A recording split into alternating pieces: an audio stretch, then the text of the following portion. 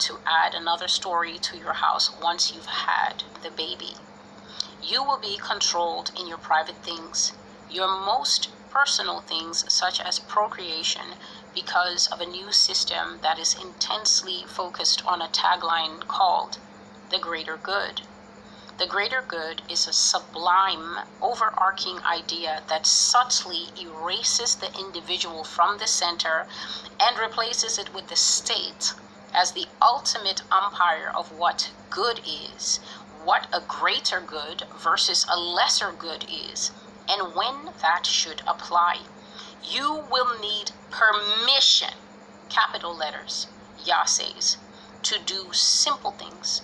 The simplest things you have always done, as long as you had spare time, manpower, and money. Your freedoms will be pinched so much that only a tiny piece will remain with you, while the bulk of it will go to the government. The coming government will celebrate wins against you, America. Win after win will they celebrate against you, while they change the laws in ways that make you suffer loss after loss. And so, Matthew, it is no longer your business to be able to build an extension, because first of all, you have to get land surveyors and property surveyors to come in from the government.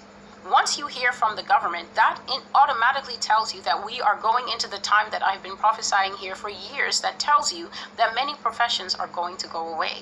Many professions are going to absolutely disappear, not as in the people who do them will disappear. They will all be subsumed into the government structure.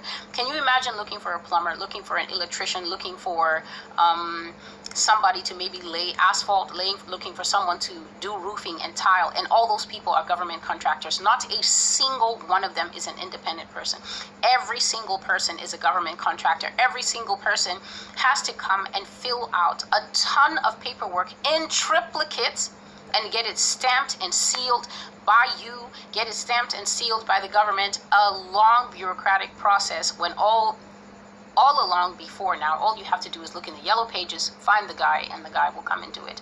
Can you imagine a life like that, where every single thing, if a shingle flies off your roof and you want to get it fixed, the government is going to know about it and says, okay, that is the requisite amount of gas. You are allowed to relieve yourself.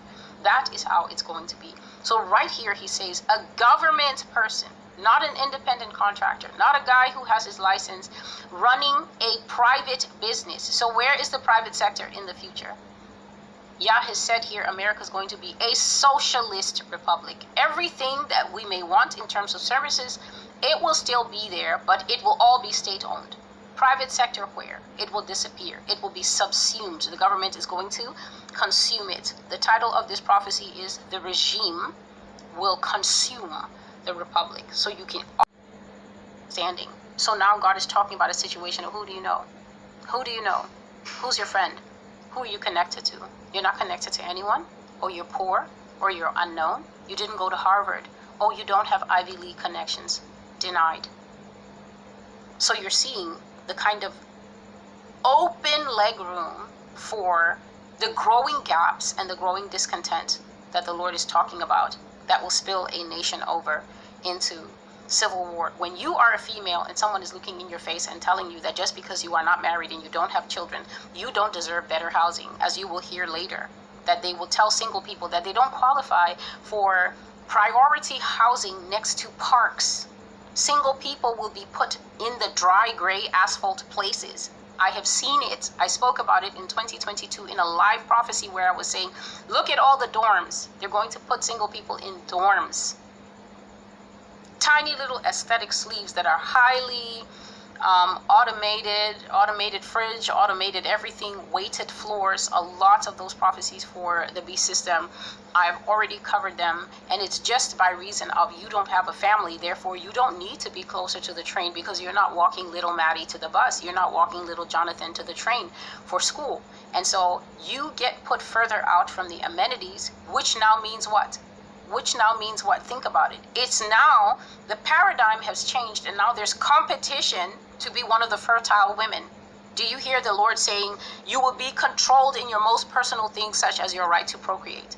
So now you're 40, over and you haven't married and you don't have a baby, and now you are entering or terrified of entering what they now call the non-procreation zone. Why? They will tell you, oh no, it's a scientific proven fact that zygotes are not healthy after 35. So now women begin to sweat coming up to that 34th birthday. Competition in the population for males, available males who are even straight, who are even willing.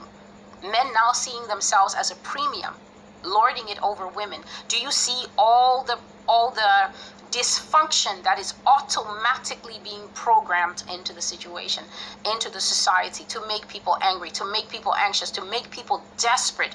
Desperate people will do anything. This is where you will now find a female trying to save up her credits so that any available male, just like Isaiah says, I think it's Isaiah 4, that women will take hold of one man.